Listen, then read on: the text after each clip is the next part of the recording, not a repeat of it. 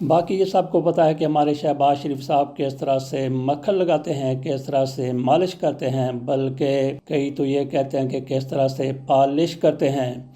ये भी खबरें सामने आई कि कोई वंडर बॉय आ रहा, किसी ने कहा कि मरीम नवाज शरीफ साहबा को पाकिस्तान का वज़ीर आज़म बनाया जा रहा है, लेकिन एक हल्का पूरी कुव्वत के साथ, पूरे ज़ोर के साथ ये कहता है कि ऐसा सवाल ही पैदा नहीं होता, क्योंकि शहबाज शरीफ जैसा बंदा पाकिस्तान में दस्तयाब ही नहीं है। जैसे ही इनको लाने वाले अपने दिल में कोई सोचते हैं, ये फौरी तौर पर इसका इजहार कर देते हैं और मामलात को आगे बढ़ा देते हैं। ऐसा फरमाबरदार कोई है ही नहीं जो शहबाज शरीफ की जगह ले सके। बहरहाल शहबाज शरीफ साहब आगे और ऊपर वालों को मक्खन लगाते, उसमें सदर ट्रंप भी शामिल हैं। किस तरह से उनके सामने खड़े होकर उनकी तारीफें करते हैं, कहते हैं कि आपने 20 लाख लोगों की जान बचाई है, वरना इतने लोग तो पाकिस्तान और इंडिया की जंग में मर जाते, हलाक हो जाते, ये आपने इतनी जानें बचाई हैं। और इसके साथ साथ शहबाज शरीफ की तरफ से कई मरतबा ट्रंप को सलूट भी मारा गया है।